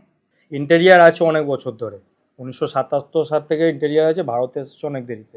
কারণ অতটা চর্চা ছিল না বা কিছু না, আমেরিকায় স্টার্ট হয়েছে, এক একটা ইউরোপের ঘরগুলোতে স্টার্ট হয়েছে। রোমান কালচারে ফার্স্ট আর্চ এসেছে প্রায় 4000 বছর আগে। তো এইগুলো দেখতে গেলে এখন প্রতিটা জিনিসই ঘুরিয়ে ফিরিয়ে আবার আসছে, কারণ আলটিমেটলি একটা জিনিসের লিমিট আছে, ওটাকে আর টেনে তো আর বড় করা যাবে না। যেমন আগে বেল বটমস ছিল 90-80 দশকে, সেটা এখন আবার ফেরত আসছে। এখন লোকে ব্যাগি জিন্স পরছে, যেটা অনেক আগে 70 সাল 80 সালে ছিল। সেরকমই প্রতিটা জিনিস ঘুরিয়ে ফিরিয়ে আবার আসছে, যেটা আমি মনে করি টাইমলেস। আমার পার্সোনাল ওপিনিয়ন, নিও ক্লাসিক্যাল একটা থিম হয়, যেমন ওই বড় বড় পিলারগুলো, যেটা সাদা বাড়ি, রাজকীয় যে প্যালেসগুলো, সেগুলো হচ্ছে নিও ক্লাসিক্যাল স্টাইল। এইগুলো কোনোদিনও, মানে এগুলো টাইমলেস, এগুলো কোনো দিনও নষ্ট হবে না। আজকে যেটা মনে হচ্ছে ট্রেন্ডি, কালকে সেটা ট্রেন্ড অফ হয়ে যাবে না। তো এরকম আমার পছন্দ এটা। তো তোমার এই যে ব্র্যান্ড তৈরি করলে গড ইন্টেরিয়ার, এখানে এটা তৈরি করতে গিয়ে রিস্ক নিয়েছো লাইফে? রিস্ক সেই অর্থে বলতে হ্যাঁ অনেক কি নিতে হয়েছে। আমার যেমন ফিক্সড ডিপোজিট হয় ভাঙি, মানে প্রপার কিছু থাকে না, বা টাকা অনেক সময় দেখতে পাই না, রোল হয়ে গেল, তারপর আলটিমেটলি গিয়ে দেখলাম যে পুরো টোটাল কাজটা করে কিছু প্রফিট দাঁড়ালো না। কেন দাঁড়ালো না? সাপোজ আমার দুটো সাইট চলছে, এবার কোনো মিস্ত্রি ভুল করেছে। মিস্ত্রি ভুল করা মানে ঠিক আছে, আমার লেবার পেমেন্টটা গেল এক, দ্বিতীয় কথা হচ্ছে মেটেরিয়ালটা ওয়েস্টেজ হলো, তৃতীয় কথা হচ্ছে কাস্টমার ভালো থাকলে ঠিক আছে, আর কাস্টমার যদি না বুঝতে চায়, যে ভুল তো মানুষ দ্বারাই হতে পারে, যদি না বুঝতে চায় তখন একটা ফেস লসও হয়। তিনটে জিনিস গেল। এবার যাই হোক, ওটা একটা হলো। আর রিস্ক বলতে ধরো 3টে সাইট চলছে, আমার মাসে একটা ফিক্সড স্যালারি আছে, সামথিং ল্যাক্সে আমার ফিক্সড স্যালারি আছে, আমাকে দিতে হবে। এবার আমাকে তো কাজটাও তুলতে হবে, আমার কাজ আছে, লাইন আপ হয়ে আছে, কিন্তু হয়তো পরের মাসের জন্য নেই। ঠিক আছে, হুট করে একটা কাজ এসে গেল, কাস্টমার বলছে আমাকে যে আমি লোন করেছি, ফ্ল্যাট নিয়েছি লোন করে, টপ আপ লোন করে, বা বাড়ি নিয়েছি লোন করে, টপ আপ লোন করে আমি ইন্টেরিয়ারটা করাবো। তো ঠিক আছে, সব কোটেশন দিলাম, সব দেওয়ার পরে 3D ভিডি হলো, সব কমপ্লিট হয়ে গেল, ফাইনাল হয়ে গেল। তারপরে বলছে যে টাকাটা আসতে এখনও 1 মাস দেরি আছে। এবার তখন আমি কি করব? আমি তো মিস্ত্রিদের শুধু বসিয়ে রাখতে পারবো না। হয় সবারই 12 মাস সবসময় কাজ থাকে না, বৃষ্টির সময় যেমন খুব প্রবলেম হয় কাজ বাজে। তো হলো, তো তখন যা আমার কাছে পুঁজি আছে 2.5-3 লাখ টাকা নিয়ে আমি ঢেলে দিলাম। আমার 10,000 টাকা অ্যাডভান্স আপনি দিতে পারবেন এখন? বলছে হ্যাঁ দিতে পারবো। দিয়ে দিল। সেইটার ভরসায় আমি আমার 2.5 লাখ টাকার মেটেরিয়াল, লেবার সব ঢুকিয়ে দিলাম। তো দুটো জিনিস হতে পারে, এক কাস্টমার ট্রাস্টেবল, টাকাটা যে এলো দিয়ে দিল, সেটাই হয়েছে আজ অবধি, কোনো জায়গায় প্রবলেম হয়নি। আর একটা জিনিস এটা হতে পারে যে কাস্টমার 90% কাজ করানোর পরে বললো যে নিজের মাল খুলে নিয়ে চলে যাও, মাল লাগবে না। আর ওই মাল তো খুলে কোথাও ইউজ হবে না। সেই মানে রিস্ক প্রতি মুহূর্তেই রয়েছে। তো এই প্রফেশনটায় কোন স্কিলটা দরকার, মেনলি কোন স্কিলটা থাকলে আমি ইন্টেরিয়ার ডিজাইনে আসতে পারবো? প্রতিটা স্কিলই জানতে হবে। সবথেকে বড় যেটা হচ্ছে ম্যানেজমেন্ট প্রচুর জানতে হবে। এবার ম্যানেজমেন্ট মানে আমরা কি ভাববো, যে একটা এমপ্লয়ি কিভাবে ভাবছে সেটা আমরা ভাববো। এখানে এমপ্লয়িরা কাজ করছে না। মিস্ত্রিরা সোমবার থেকে শনিবার অবধি কাজ করলো, শনিবার পেমেন্ট পেলো, হাতে যখন 1 সপ্তাহ পেমেন্টটা পেলো, মোটা একটা অঙ্ক, বা কিছু পুজো হলো বা ঈদ হলো, একটু বেশি বেশি টাকা চাইলো, দেওয়া হলো, তারপর দিন সে কাজে নাও আসতে পারে 1 সপ্তাহ। সেটা মাথায় ধরে রাখতে লাগবে। কারণ একটা এমপ্লয়ি যা কামাচ্ছে, টু বি অনেস্ট, একটা এমপ্লয়ি যা কামাচ্ছে সারা মাসে, একটা কার্পেন্টার বলুন বা যে কোনো মিস্ত্রি, সেটা 2 সপ্তাহ কামিয়ে নেবে। তাদের লেবারটাও সেরকমই আছে। হ্যাঁ, অত ওদের মাথার দরকার নেই, কিন্তু যে হাতের যে কাজটা আছে, স্কিলটা আছে, সেটা আবার সেই এমপ্লয়িটা পারবে না চাইলেও। আবার এমপ্লয়ি কাজটা সেই কার্পেন্টারটা বা মিস্ত্রিটা, যে কোনো মিস্ত্রি পারবে না। কিন্তু ওই যেহেতু ওদের অত ইনকাম, অত হুট করে টাকাটা দেখে নেয়, তো তারপর থেকেই ব্যাস তারা ডুবে যাবে। তো সুতরাং তাদেরকে ম্যানেজ করাটাও আর একটা বিশাল বড় স্কিল, টাফ। এটাকেও একটা স্কিল বলতে পারি। এরকম হয়েছে কাজের জন্য এন্ড মুভমেন্ট, মানে 1 মে দোকান ওপেন হবে কমার্শিয়াল স্পেস, তার 2 দিন আগে এখনও প্রায় 10-15% কাজ বাকি। মিস্ত্রি বিশাল শর্টেজ। সব মানে আমার যারা মিস্ত্রি ছিল, মাঝে কাজ ছিল না, তারা ব্যাঙ্গালোরে গিয়ে ফেসে গেছে। মানে যে ইন্টেরিয়ারের আন্ডারে গেছে, সেই ইন্টেরিয়ার তাদের টাকাও দিচ্ছে না, এবার তাদেরকে টাকা নিয়ে বাড়ি ফেরত আসতে পারছে না। এরকম করে 4 মাস চলছে, কমিউনিকেশন চলছে, আমার আমি টাকা দিচ্ছি আয়। আর একটা সিন্ডিকেট চলে, যে কোনো জায়গাটা সিন্ডিকেট চলে, তারা আসতে পারছে না। তো আমি ফেসে গেছি। রবিবার দিন অন্য একটা মিস্ত্রিকে ডাকা হলো, সারা সপ্তাহে সে অন্য জায়গায় কাজ করে, আর রবিবার দিনটা ছুটি থাকে, সে আমার জন্য এসেছে। এবার সেই রবিবার বিশাল বৃষ্টি, সেই সারা রাত ধরে কাজ হবে, কিন্তু তারও বাচ্চা ছোট, তাকে সেই 40 কিলোমিটার প্রায় গাড়ি করে ভিজতে ভিজতে গিয়ে দিয়ে এলাম, যেহেতু কথা দিয়েছিলাম যে তুমি যে করেই হোক আসো, তোকে আমার বাড়ি পৌঁছে দেওয়ার দায়িত্ব আমার। ভিজতে ভিজতে তাকে গিয়ে স্কুটিতে করে দিয়ে এলাম, আর ভিজতে ভিজতে এলাম। এরকম থাকেই চ্যালেঞ্জ। আর তার থেকে বড় কথা হচ্ছে কাজ জানতে হবে। নিজে না করলেও, কারণ তুমি তো কাজটা করতে পারবে না। সাপোজ তোমার আজকে একটা সাইড চলছে, বা একটা ছোট্ট একটা ওয়ার্ড্রপের কাজ চলছে, তুমি না পেরেক ঠুকে নিলে, কালকে যখন এই ওয়ার্ড্রপ করতে হবে, কিচেন করতে হবে, ফল সিলিং করতে হবে, তুমি তো সব কাজ জানবে, এটা কোনোদিনও সম্ভব না। ফল সিলিংয়ের যে কাজ করছে সে ফল সিলিংই করবে, যে ইলেকট্রিকের কাজ করছে সে ইলেকট্রিশিয়ান, প্লাম্বিংয়ের কাজ করবে প্লাম্বার, আর কার্পেন্টার করবে কাঠের কাজ বা প্লাইয়ের কাজ। তো তোমার দ্বারা তো কোনোদিনও সম্ভব না অ্যাট এ টাইম সব কিছু হওয়া, কিন্তু তোমাকে সব কটার কাজ তোমাকে জানতে হবে, কারণ ফিনিশিং ভুলে যাবে। যেমন একটা টাইলসের একটা ছোট্ট উদাহরণ দিই। টাইলসের বড় বড় কোম্পানিরা অনেক বছর ধরে অনেক ইনভেনশন করে অনেক দামি দামি মেশিন আবিষ্কার করার পরেও একটা জায়গায় ক্ষুদ্র হয়ে গেছে। কি? দুটো টাইলস যখন পাশাপাশি রাখা হয়, বড় টাইলসের ক্ষেত্রে টাইলস ব্যাকে, মানে যে কোনো টাইলস রাখা থাকলে অনেকদিন বেঁকে যায়, সেটা টাইলস হোক বা প্লাই হোক কাঠ হোক সবই ব্যাকে। তো এবার টাইলস ওটা ব্যাকে, বড় যখন 4-2 টাইলস লাগাচ্ছি বা 4-6 টাইলস লাগাচ্ছি, কর্নার টু কর্নার দুটোর পাশাপাশি জয়েন্ট দিতে হবে। জয়েন্টে কী হবে, যখন আমাদের পাটা যাবে সিমলেসলি তখন দেখবে এখানে কেউ উঁচু নিচু হচ্ছে, ওটা কোনো দিনও পুরোটা সোজা থাকে না, একটু টেরাবেকা থাকে। যত বড় থেকে বড় কোম্পানি হোক ভারতের বা সারা পৃথিবীর যে কোনো কোম্পানি, এটা হবেই, কারণ ওই মেশিন আজ অব্দি কেউ আবিষ্কার করতে পারেনি, কারণ আমরা টাইলসটাকে হিটে বানাচ্ছি। আর এটা করার জন্য কি করলো, আগে একটা বার্নার যেটা ছিল, যেটার মধ্যে আগুনে পুড়ে সেরামিকটা তৈরি হচ্ছে, সেটা আগে ছোটো ছিল। এবার বার্নারে দেওয়ার সাথে সাথেই সঙ্গে সঙ্গে যদি আমি কোনো জিনিসকে আগুন দিয়ে পেকে যাবে। তো এবার টাইলসের ম্যানুফ্যাকচারাররা বড় যারা, তারা বড় মেশিন আবিষ্কার করলো, যে আস্তে আস্তে বার্নিং হতে হতে হতে হতে যাবে কয়েকশো ফুট, প্রায় একটা টাইলস কয়েকশো ফুট গিয়ে, মানে হুট করে আগুনটা লাগছে না, আস্তে আস্তে টেপে টেপে টেপে টেপে যাচ্ছে ওই অবধি গিয়ে। তারপরও দেখলো কোনো সলিউশন হলো না, পাশাপাশি রেখে দিলে সেই উঁচু নিচু থাকছেই। তো কী করলো, এপক্সি গ্রাউটিং চলে এলো, জয়েনার চলে এলো, জয়েন্ট স্পেসার, মানে মাঝে জয়েন্ট স্পেসার দিয়ে মাঝে এপক্সি দিয়ে দেওয়া হলো, যেটা এখন মলে দেখা যায়। তো আমাদের পাটা সিমলেসলি যাচ্ছে। তো এবার এপক্সিটা যেটা থাকছে ওটা দুটো টাইলসের মাঝে কিছুটা কম থাকছে, একদম লেভেলে থাকছে না।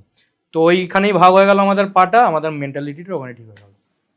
তুমি এই সিন্ডিকেটের কথা বললে, তুমি কোনোদিনও ফেস করেছো সিন্ডিকেট প্রবলেম? না, আজ অব্দি কিছু ফেস করিনি। এই যে প্রবলেমটা ছিল, যে সরকার ধরো ছিল আমাদের, এখন তো সরকার পরিবর্তন হয়েছে, তোমার কি মনে হয় এই ব্যাপারটা পরিবর্তন হবে, এই সিন্ডিকেট রাজ? সেটা আমার কোনো আইডিয়া নেই, কারণ সত্যি কথা বলতে এটা আমার সবই শোনা। আমার ওপর আজ অব্দি কোনো সিন্ডিকেটের কিছু প্রভাব পড়েনি, আমাকে কেউ চাঁদা চাইতে আসেনি বা ওভারকল থ্রেট করলো কিছু আসেনি যে আমাকে অমুক টাকা দিতে হবে। তো আমার এই বিষয়ে সত্যিকারের কোনো নলেজ বা আইডিয়া নেই, এটা যেটা বললাম শোনা। মানে এটা ব্যাঙ্গালোরের কেস বলেছিলাম, যে ওই মিস্ত্রিগুলোর মুখে যারা আসবে বলেছিল যে আমাদের আটকে রেখেছে, ওখানে আমরা বেরোতে পারবো না। তো এইখানের কেস আমি জানি না। তো তোমার কি মনে হয় যে লোকাল মিস্ত্রিদের দিয়ে কাজ বেটার হয়, না বাইরে থেকে মিস্ত্রিরা এসে বেটার কাজ করে? সেটা ডিপেন্ড করছে, তার কাজ দেখতে হবে। আচ্ছা। অনেকেই অনেক কথা বলে যে আমি এই দাম নেবো, একটা সাধারণ মানুষ তো বুঝতে পারবেন না, এটা স্বাভাবিক কথা, যে যে ফিল্ডে আছেন। যেমন এই মাইকের মধ্যে কি আছে, কি কাজে কোনটা লাগে আমার জানার বিষয় না, তো আমি জানি না, আমার ইন্টারেস্ট নেই। আমার যে ফিল্ডে ইন্টারেস্ট আছে আমি সেটাতে জানি, আপনার সেটা জানার বিষয় না, বা হয়তো ভালো লাগলে তখন আপনি জানতে পারেন। তো সেরকমই কোন মিস্ত্রি কিভাবে বাটালি দিয়ে প্লাই চাচ্ছে, কিভাবে আঠা লাগাচ্ছে, গ্লু পেস্ট করছে, বা হাতুড়িটা কোন সান্ত্রাস, মানে যে ভাঙে হাতুড়ি ছেনিটা কিভাবে ধরেছে, আমরা সেটা দেখে বুঝতে পেরে যাবো। তো তার এক্সপিরিয়েন্সে যতই বলুক যে হ্যাঁ আমার এই দাম আছে ওই দাম আছে, ও কিছুক্ষণ কাজ দেখে আমি তার বুঝতে পেরে যাবো যে তোমার কতটা যোগ্য, কতটা টাকা তোমার প্রাপ্য। তো সেটা তো সাধারণ মানুষ বুঝতে পারবে না, তো আমরা সেটা বুঝতে পারবো। সেই মানে যেমন আমরা যদি কোনো ইন্টেরিয়ার ডিজাইন কোম্পানির কাছে যাই, তারা আমাদের একটা বাজেট দিল, হয়তো 10 লাখ টাকার একটা বাজেট দিল যে এই লাগবে। আমরা তখন আরেকজনের কাছে যাই, সে আমাকে হয়তো 7 লাখ টাকার বাজেট দিল, সেম ডিজাইন। এবার এই যে ডিফারেন্সটা হলো 7 লাখ আর 10 লাখের মধ্যে, তো এটা কোথায় হয়, ডিফারেন্সটা কোথায় হয়? মেটেরিয়ালে হয় না ফিনিশিংয়ে হয়? দুটোতেই হবে।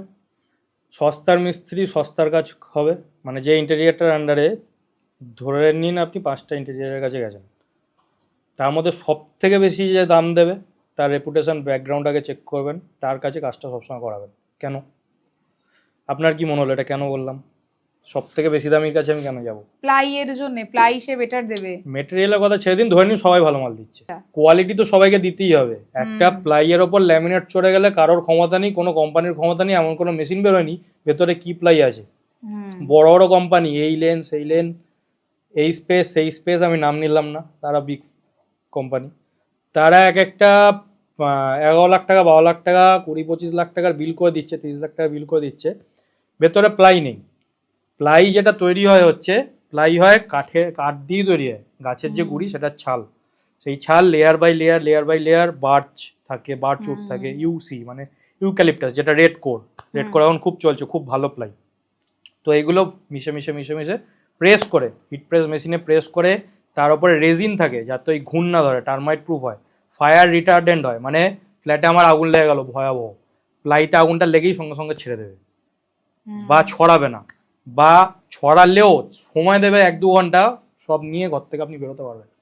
এমন কিছু নেই যেটা ফায়ার প্রুফ আজ অব্দি পৃথিবীতে, ভগবানের সৃষ্টির ওপর কোনো কিছুই নেই, কিন্তু ওই রেজিন অ্যাডহেসিভ যেটা থাকে, ট্রিটমেন্টগুলো যেটা হয়, তার জন্য টার্মাইট হয় না। কিছু কিছু ক্ষেত্রে কাঠের থেকেও প্লাই অনেক ভালো, দামি প্লাই যদি ইউজ করা হয়। বড় বড় কোম্পানির ক্ষেত্রে তারা ইম্পোর্ট করে কাঠ, সারা পৃথিবী থেকে ইম্পোর্ট করে, তারপর প্লাই তৈরি হয়।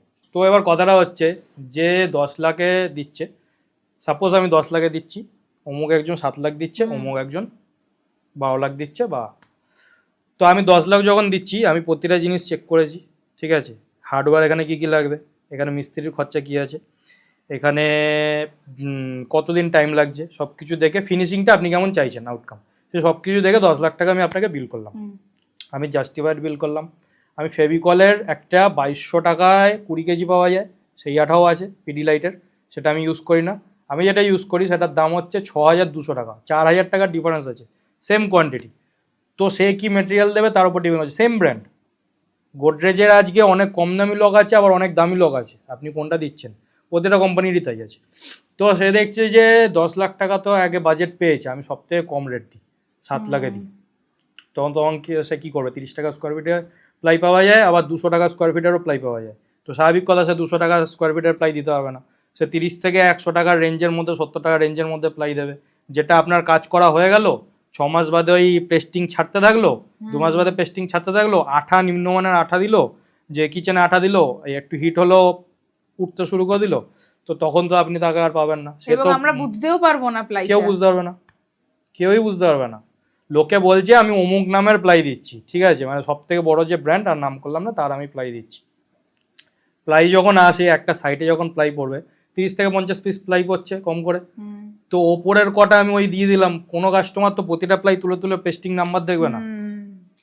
প্লাইতে সিএমএল নাম্বার থাকে, যেটা বিআইএস কেয়ারের একটা অ্যাপ থাকে, সরকারের অ্যাপ, সেটাতে মারলে দেখিয়ে দেয় প্লাইটা কোথায় তৈরি হয়েছে, কোথা থেকে এসছে। যেমন সোনায় আমরা HUID দেখি, সেরকমই প্লাইতেও থাকে, প্রতিটা জিনিসে থাকে, কিউআর কোড থাকে। ব্র্যান্ডেডে, নন ব্র্যান্ডেডে কোনোদিনও থাকে না। ব্র্যান্ডেড আবার কম দামিও আছে, দামিও আছে, এবার সেটা কি করে আপনি বুঝবেন কোনটা ভালো, সেই তার জন্য তো একটা এক্সপার্টকেই রাখতে হবে। হ্যাঁ, মানে হ্যাঁ, স্বাভাবিক, মানে আমরা তো বুঝতে পারবো না সাধারণ মানুষেরা, এবং আমরা যখন ভাবছি যে ওই যে উনি বাজেটটা কম দিয়েছেন, তাহলে ওনার কাছেই যাওয়া উচিত, কিন্তু জিনিসটা তিনি আমাকে কি দিচ্ছেন সেটা হয়তো আমরা বুঝতে পারছি না। এখন কাঠের থেকে প্লাইয়ের কাজ বেশি হচ্ছে, এটা কেন? মানে কাঠটা আমরা ব্যবহার করতে চাইছি না, এটা কেন? এটা কি শুধুই বাজেট, না এর অনেক সুবিধা অসুবিধা আছে?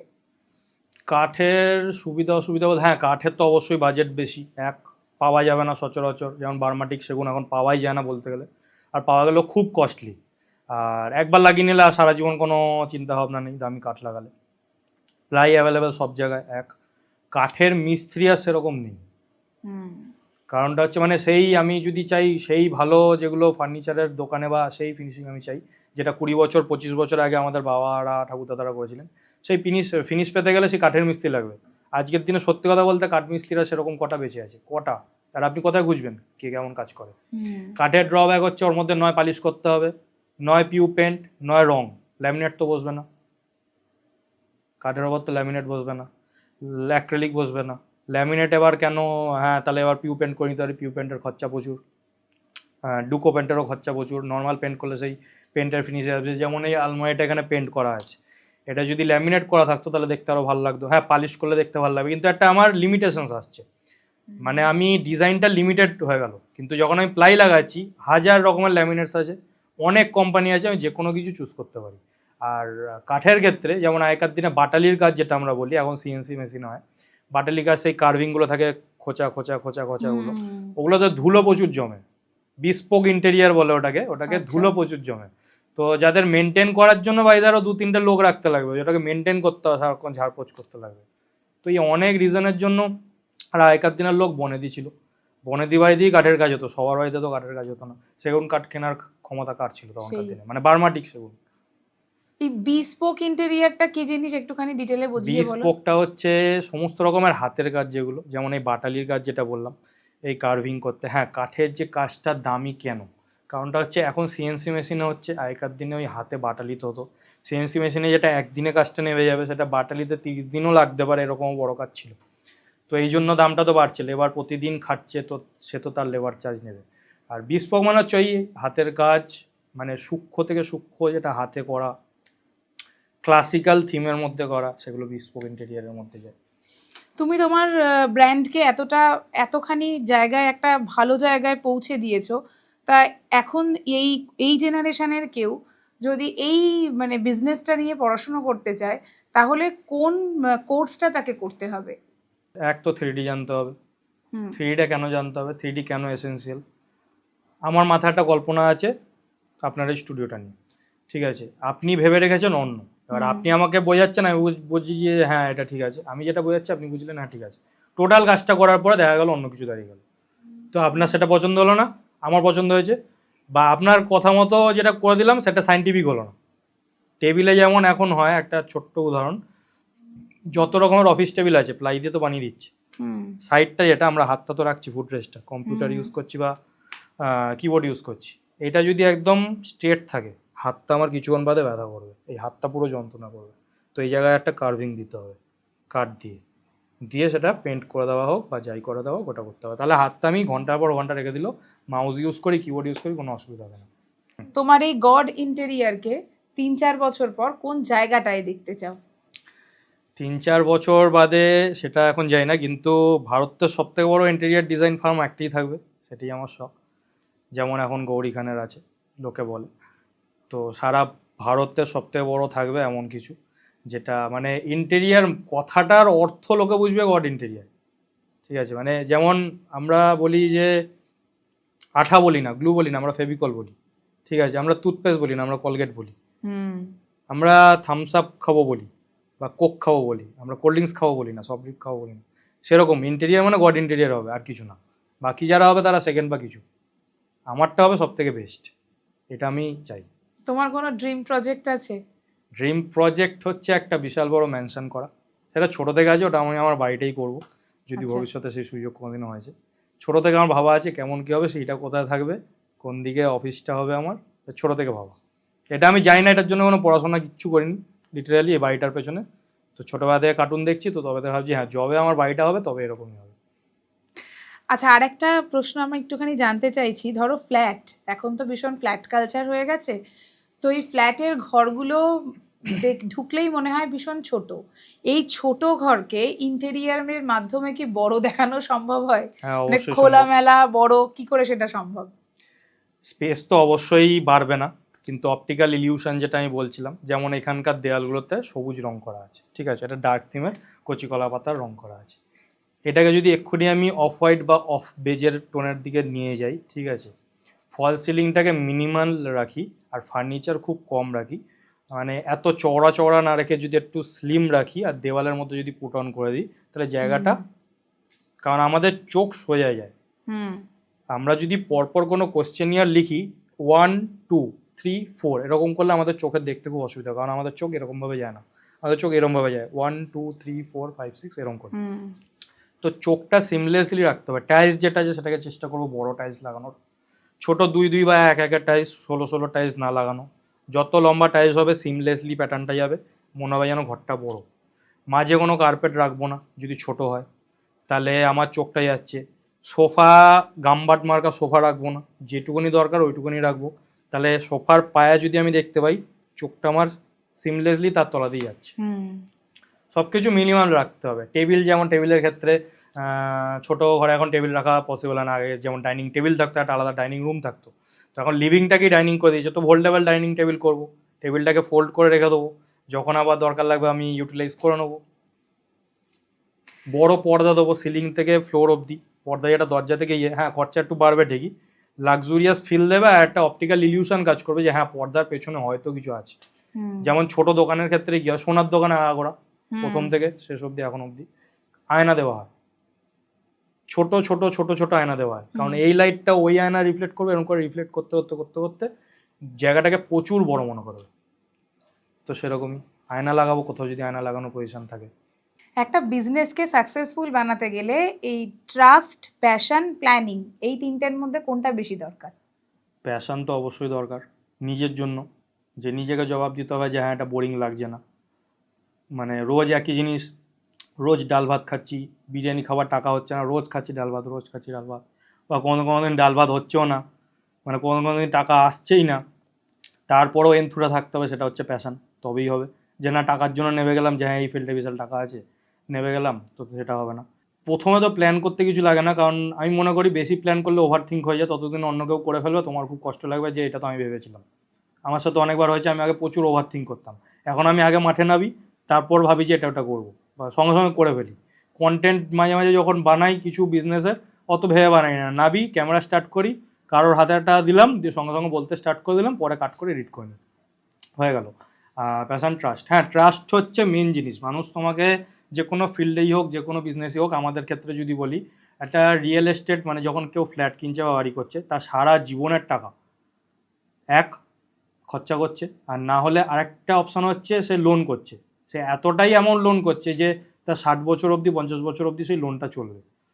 তো সে তোমাকে ট্রাস্ট করে এতগুলো টাকা দেবে, মানে রিয়েল এস্টেট এত টাকা, মানে 40 লাখ টাকাটা ফ্ল্যাট কিনলো বা 1 কোটি টাকাটা ফ্ল্যাট কিনলো, তার ইন্টেরিয়ার করাবে এবার 5 লাখ হতে পারে, 50 লাখ হতে পারে, যা খুশি। তো তোমাকে যখন ট্রাস্ট করে দিচ্ছে, তোমাকে সেই ট্রাস্টের মর্যাদা রাখতে লাগবে। সেই ট্রাস্টটা অর্জন করতে হবে যে হ্যাঁ তুমি কি ক্যাপেবল, ওই 50 লাখ টাকা তোমার হাতে দিচ্ছে, মানে তোমার হাতে ব্রহ্মাস্ত্র দিয়ে দিয়েছে, এদিকে তুমি তাকে সেই টাইম মতো বলো বা তার টেস্ট মতো বলো, তাকে তুমি স্যাটিসফাই করতে পারলে না, তাহলে তোমার তো ব্র্যান্ড কেন, তোমার কাজটাই বৃথা। সোশ্যাল মিডিয়ায় এসে তোমাদের কাজের কতটা সুবিধা হয়েছে? হ্যাঁ, বিশাল সাহায্য করেছে। সোশ্যাল মিডিয়া থেকে নিত্য নতুন, প্রতিদিন নতুন কিছু জানতে পারছি, নতুন হার্ডওয়্যার এসছে, নতুন কিছু এসছে, চায়নায় এই চলছে, চায়না থেকে ওই মেটেরিয়াল আসছে। তো খুবই ইচ্ছা জাগে যে হ্যাঁ অমুক দেশে গিয়ে, অমুক জায়গায় গিয়ে সেই জিনিসগুলো আনার বা ইমপ্লিমেন্ট করার। আর সোশ্যাল মিডিয়া আমাদের ক্ষেত্রে যদি বলি যে হ্যাঁ, অনেক কাস্টমার এসছে আমাদের সোশ্যাল মিডিয়া থেকে, অনেক দূর দূর থেকে কাজ দেখে খুব পছন্দ করেছেন। এমনও হয়েছে 5টা কোটেশন পেয়েছে, তার মধ্যে আমাদের যেমন বলেছে আমাদের রেট মোটামুটি হাই থাকে, কারণ আমরা মেটেরিয়াল ঠিক দিই। আমরা পারবো না, আমরা ওই সাপোজ ওই 10 লাখের যদি কোটেশন হলো, কেউ যদি বলে যে 9.5 লাখ টাকা কত, আমি পারবো না, কারণ ভালো মেটেরিয়াল দিয়ে করলে, ভালো ফিনিশিং দিলে প্রফিট থাকে না অত, যে আমি তোমাকে হ্যাঁ 50,000 টাকা কমিয়ে দিলাম। আর আমাদের কাউকে ঘুষ দেওয়ার ব্যাপারও নেই, কারণ আমাদের কাজ নিজে থেকে আসে, নিজে সেই জায়গাটা তৈরি করেছি আমরা সবার ভালোবাসা আশীর্বাদে, সেই ফিনিশিং দিতে পেরেছি এখনও অবধি। তাই জন্য ওই কাউকে ঘুষ দিয়ে কাজ আমরা আনি না, তাই জন্য রেটটা ঠিকই পাবে। কেউ যদি 12 লাখ টাকা দিচ্ছে, তার জায়গায় হয়তো 10 লাখ দেবো, কারণ ওই 2 লাখ টাকা আমাকে কাউকে খাওয়াতে হচ্ছে না। আর কি হয়েছে, হ্যাঁ দামটা ওই জন্য আমাদের বেশিই থাকে, ব্যাপারটা হচ্ছে এটা। একটা বিজনেসকে সাকসেসফুল বানাতে গেলে ব্র্যান্ডিং করাটা কতটা দরকার? সব থেকে বেশি দরকার, যো দিখতা হয় ও বিকতা হয়। আমার কাছে পৃথিবীর বেস্ট একটা প্রোডাক্ট আমি তৈরি করেছি বা বেস্ট সার্ভিস আমি দিই, সেটাকে আমি লুকিয়ে রেখেছি আমার খাটের তলায়। তো সেটা কি করে কেউ জানবে? কারোর তো ঠেকা নেই যে বাড়ির খাটের তলায় এসে খুঁজবে অন্য একজন কেউ। তাকে চিল্লে চিল্লে বলতে হবে যে আমার কাছে বেস্ট পাওয়া যায়, বা আমার কাছে যে জিনিসটা আছে সেটা অন্য কারোর কাছে নেই, আমারটা মোস্ট ইউনিক। তো ব্র্যান্ডিং ওই জন্যই দরকার। তো তুমি কি কোনোভাবে গড ইন্টেরিয়ারের ব্র্যান্ডিং করেছো এখনো অবধি? এখনও অবধি সোশ্যাল মিডিয়াতে যা শেয়ার করা হয়েছে তা থেকেই আমাদের এক্সপোজারটা পাওয়া গেছে, এখনও অবধি সেরকম অর্থে ব্র্যান্ডিং কিছু করা হয়। আর একটা কথা হচ্ছে, এই ইন্টেরিয়ার এটাকে শুধু আমরা মনে করি যে একটা জায়গা, ঘর বলো, লিভিং রুম বলো, কোনো স্টুডিও বলো, সেখানকার সাজসজ্জা, তার মানে এটা একটা আর্ট, কিন্তু এটার পেছনে সায়েন্স কতটা দরকার? পৃথিবী তৈরি হয়েছে সায়েন্স, আর্টস, কমার্স নিয়ে। মানে সায়েন্স কাজে লাগছে আমাদের পদ্ধতিতে, আর্ট হচ্ছে সৌন্দর্য, সেটার বিনিময়ে আমরা টাকা পাচ্ছি কমার্স, যেটা ছাড়া পৃথিবী চলবে না লেনদেনের মাধ্যমে। সায়েন্স, আমাদের এই কপালের এই জায়গাটা, নাকটা এইটা, আর এই চোখটা, এই জায়গাটা, এইটা, এই প্রতিটার মাপ এক। এটা হচ্ছে একটা মেজারমেন্ট ডাইমেনশন, এই ডাইমেনশনের ওপরে পুরো পৃথিবী চলছে। এটা হচ্ছে গোল্ডেন রেশিও, যেটা আবিষ্কার করেছিলেন ইউক্লিড, গ্রিক ম্যাথামেটিশিয়ান। তো এটা হচ্ছে গোল্ডেন রেশিও। তো তারা অঙ্ক কষে কষে কষে কষে দেখছে, পিরামিড হোক বা স্ফিংস হোক বা একটা পাতা হোক, একটা ফুল হোক, বা যে পাখি উড়ছে, বা যে কুকুর, বা যে মানুষ, প্রতিটা মানুষেরই ওই জিনিসটা আছে গোল্ডেন রেশিও। Golden ratio 1.618। এই মাপটা না থাকলে কোনো কিছু পৃথিবীর সম্পূর্ণ নয়। সেটা তার মানে খুদ আছে, তাকে দেখতেও ভাল লাগবে না, সেটা কোনো কাজেও লাগবে না। যে কোনো জিনিস পৃথিবীর যেটা তৈরি হয়েছে বা আগে থেকে তৈরি আছে, তার মধ্যে অবশ্যই গোল্ডেন রেশিও আছে, নাহলে সেটা কোনো কাজে লাগবে না। তাই জন্য সায়েন্স এতটা ইম্পর্টেন্ট। ওয়েভলেন্থ কিছুক্ষণ আগে বললাম, লাইটের ওয়েভলেন্থ, কোন আলোতে কখন কি কাজে লাগে। যেমন আমরা স্টুডিওর ভেতরে বলো বা ওয়ার্ক স্পেস বা যে কোনো জায়গায় আমরা যে লাইটিং কন্ডিশন ইউজ করছি, সেটা হোয়াইট লাইট, ওয়ার্ম হোয়াইট না ওয়ার্ম, কত কেলভিনে জ্বলছে সেটার ওপর ডিপেন্ড করছে এইটার অ্যাটমসফিয়ারটা। সেটাকে আমরা সকালেও বানিয়ে দিতে পারি, আবার দুপুরও বানিয়ে দিতে পারি, এই সায়েন্সকে রেখি। তো সায়েন্সের ওপরেই গোটা জিনিসটা দাঁড়িয়ে আছে। তো একটা ছোট্ট ঘটনা বলি, লিওনার্দো দা ভিঞ্চি, আর্টের কথা এলে সবার ফার্স্টে ওনার নাম মনে পড়ে। সারা জীবন ধরে তিনি তপস্যা করেছেন আর্টের পেছনে। শেষ বয়সে যখন তিনি মানে মরার কালে চলে গেছেন, একটা বইতে আমার এটা পড়া, তিনি তখন ডিপ্রেসড হয়ে গেছিলেন যে সারা জীবন আমি শুধু আর্ট নিয়ে ঘেটে গেলাম, আমি সায়েন্স নিয়ে ঘাটলাম না, মানে খুব কম ঘেটেছিলেন। যদি আমি সায়েন্স নিয়ে আরও ঘাটতাম তাহলে জীবনটা আমার আরও মধুর হতো, আরও নতুন নতুন কিছু আবিষ্কার বেরোতো যেটার সাথে আর্ট রিলেটেড। এই গোল্ডেন রেশিও নিয়ে অনেক আছে, যত বড় বড় শিল্পীরা আছেন এটা নিয়ে কাজ করেছেন বা এখনও করছেন, আমরাও করার চেষ্টা করছি। আমার দর্শক বন্ধুদের মধ্যে তো অনেক ইয়াং ছেলে মেয়ে আছে যারা তোমার এই পডকাস্টটা দেখছে, তারা যদি এই প্রফেশনে আসতে চায় তাদের জন্য তোমার পরামর্শ কি থাকবে? পরামর্শ এটা থাকবে যে বেশি প্রফিট করার চক্করে কম মাল দিয়ে দিলাম, এটা হবে না, মানে করা উচিত নয়, আলটিমেটলি পরে ভুগতে হবে। হ্যাঁ, এবার তুমি যদি চাও যে না আর দ্বিতীয় দিন ওই ক্লায়েন্টের বাড়িতে কাজ করবো না, সেটা আলাদা বিষয়, বা রেপুটেশন নিয়ে কোনো ব্যাপার নেই, টাকা কামিয়ে শুধু বেরিয়ে যাবে, তাহলে সেটা আলাদা ব্যাপার। সার্ভিস দিতে হবে, 6 মাস বাদেও যদি প্রবলেম হয় তোমার কাজে, অবশ্যই গিয়ে সেটা দেখতে হবে। আমরা দেখি 1 বছর বাদে হলেও নিজে থেকে কল করি, ফিডব্যাক কল, 1 মাস বাদে হলেও কল করি যে ঠিক আছে কিনা, কাজটা কোথাও কিছু ভুল আছে কিনা, খারাপ কোনো ফিডব্যাক দিতে চাইবে কিনা, ভালো তো দিয়েছেন আমি জানি, এখন কিছু খারাপ দিতে চাইবেন কিনা, প্রবলেম থাকলে অবশ্যই গিয়ে ঠিক করে দিই, প্রবলেম না থাকলে তো স্বাভাবিক কথা, ফিডব্যাক পেয়ে গেলাম যে হ্যাঁ এই কাজটা ঠিক করেছি, এটা ঠিক ছিল, এই ফিডব্যাক নিতে হবে, কাস্টমারকে সার্ভিস দিতে হবে।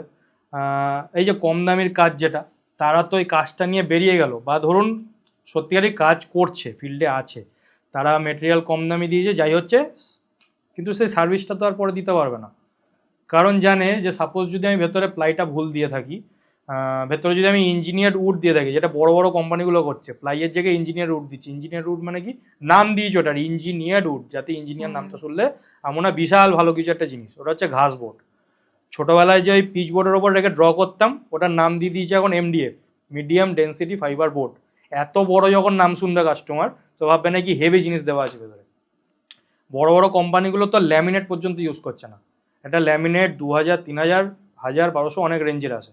তো ল্যামিনেট যখন দেওয়া হয় একটা টেবিলের ওপর বা কিছুর ওপর, সেটা ভালো, মানে জল পড়লে অ্যাবজর্ব করে না, ঠিক আছে, কিন্তু তার জায়গায় দিয়ে দিচ্ছে কস্ট কাটিংয়ের জন্য ভিনাইল।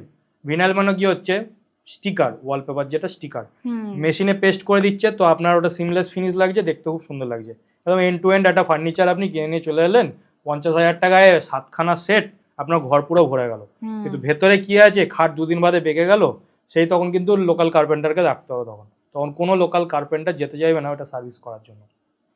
স্বাভাবিক কথা, কেন যেতে চাইবে, ওটা ফালতু জিনিস, একটা স্ক্রু ঢোকালে সঙ্গে সঙ্গে হাঁ হয়ে যায়, স্ক্রুটা থাকে না, মানে স্ক্রু হোল্ডিং ক্যাপাসিটি খুব কম, ওই একবারই অ্যাট এ টাইম ওটাতে স্ক্রু লাগালো, দ্বিতীয়বার ওই ফুটোতে জীবনে স্ক্রু লাগানো যাবে না।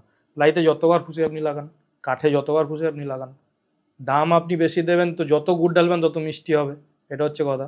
তো সবসময় চেষ্টা করবো, হ্যাঁ প্রথম দিকে আমার অনেক প্রবলেম হয়েছে কাজ আসতে, এত কম্পিটিশান মার্কেটে, কিন্তু আমি মনে করি কারোর সাথে কারোর কোনোদিনও কম্পিটিশান হতে পারে না, আর্টিস্টিক ফিল্ড হোক বা প্রফেশনাল ফিল্ড হোক, যে কোনো ফিল্ডে কারোর সাথে কারোর কোনোদিনও কম্পিটিশান হতে পারে না। আমি নিজে মনে করি আমি বেস্ট, হ্যাঁ আমি অহংকার করছি না, কিন্তু অবশ্যই মনে করি আমি বেস্ট, আমি যেগুলো দিচ্ছি আমার গলা সবসময় উঁচু থাকবে, আর সেটা সবার হওয়া উচিত। মেটেরিয়াল সমস্ত কিছু ঠিক দেওয়া উচিত, ঠিক আছে, যার যোগ্য রেট, হ্যাঁ মিস্ত্রিকে দিয়ে কাজ করালাম, এখন তো কন্ট্রাক্ট সাব কন্ট্রাক্টে কাজ দিয়ে দেয়, নিজেদের কিছু ব্যাপার নেই, কাজ করলো বললো যে হ্যাঁ কাজটা কমপ্লিট করো, পেমেন্টটা পাবে, তারপরে সেও কাজটা ছেড়ে কোথায় চলে গেল, আর মিস্ত্রিগুলো পেমেন্ট পেলো না, তার বাড়ির সামনে ধর্ণা দিচ্ছে, অফিসের সামনে ধর্ণা দিচ্ছে। এই জিনিসগুলো করলে কোনোদিনও ব্র্যান্ড দাঁড়াবে না। ব্র্যান্ড মানে হচ্ছে ট্রাস্ট, জিনিস সবার কাছে পাওয়া যায়, একটা কাপ যেটা পাশের দোকানে পাওয়া যাবে, একটা চা যেটা পাশের দোকানে পাওয়া যাবে, 100 কিলোমিটার দূরেও চাটা পাওয়া যাবে। তুমি 100 কিলোমিটার গাড়ি চালিয়ে গাড়ির অতটা 3500 টাকা তেল খরচা করে তুমি চাটা খেতে যাচ্ছ, তার মানে কোনো রিজন আছে, জায়গাটার জন্য না, তুমি মানুষটাকে ভালোবাসো তাই জন্য তার কাছ থেকে ওই 5 টাকার চাটা খেতে যাচ্ছ। বা এটা হতে পারে তার চায়ের দামটা হতে পারে 500 টাকা, পাতি চা দিচ্ছে, হয়তো চাটা খেতে ভালোও না অতটা, কিন্তু তুমি যাচ্ছ ওই লোকটার জন্য যে হ্যাঁ একটু কথা হবে, দেখা হবে, সাক্ষাৎ হবে, ওই মালিকটার জন্য। তো বিজনেস, প্রতিটা বিজনেস, যে কোনো বিজনেস, লোক বলবে এই স্ট্র্যাটেজি আছে, ওই আছে, এই আছে, আমি মনে করি যে কোনো বিজনেস চলে তার ফাউন্ডারের মেন্টালিটির ওপরে, তোমার কি মেন্টালিটি আছে, তুমি কি ট্রাস্ট, মানে তুমি কি চাও সেই জায়গা থাকলে, সবসময় যদি সেটা মনে করো, তাহলে দেখবে ব্র্যান্ড বানাতে বেশিক্ষণ কিছু লাগবে না। আমার বেশি দিন লাগেনি সত্যিকারেরই। আমার ফার্স্ট ব্র্যান্ডেরই যদি আমি উদাহরণ দিই, অনেক খারাপ সময় গেছে, সেই মুহূর্তে হুট করে একদিনকে একটা মেসেজ এলো যে কিছু ফ্রেমস লাগবে। আগের বিজনেসটা আমার ফ্রেমসের, কাস্টমাইজ গিফটসের, তো ফ্রেমস লাগবে। ঠিক আছে, হয়ে যাবে, বলছে এই ডেটের মধ্যে লাগবে। সেদিনকে ছিল বুধবার, না রবিবার ছিল, তো আগামী শনিবারের মধ্যে আমার লাগবে। ঠিক আছে, বলছে কলকাতায়, ঠিক আছে হয়ে যাবে। তো অনেকগুলো ফ্রেমসের অর্ডার কিছু ছিল, তো বুধবার সেটা ফাইনাল হলো। বুধবার ফাইনাল হলো, অ্যাডভান্স পেমেন্টটা এলো, মেলটা এলো আমার কাছে ডিজাইনটা, ওরাই ডিজাইন করে পাঠিয়েছে। তো ডিজাইনটা যখন মেলটা এলো, ডিজাইনটা খোলার পরে আমার পায়ের তলা থেকে মাটি সরে গেছে। লেখা ছিল নাসা স্পেস অ্যাপস চ্যালেঞ্জ।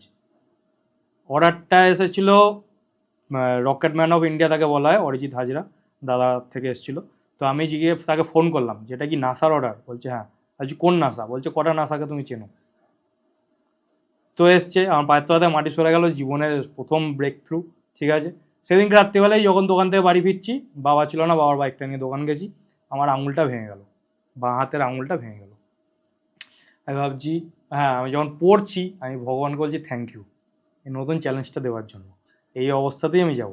ঠিক সেই দিন, তারপর দিনকে ছিল বৃহস্পতিবার, টেপ ব্যান্ডেজ ফ্যান্ডেজ সব হলো। বৃহস্পতিবার ছুটি নিলাম, শুক্রবার দোকান খুলেছি, শনিবার নিজে গিয়ে ভাঙা হাত নিয়ে চ্যালেঞ্জটা অ্যাকসেপ্ট করে দিয়েছি, ডেলিভারি করে এসেছি। সেইটা কাজটা ভাল লাগার পরে ঠিক তার পরের মাসে গুগল থেকে অর্ডার এলো, গুগলে গিয়ে দুর্গাপুরে ডেভেলপার ফেস ছিল, সেখানে গিয়ে দিয়ে এসেছি।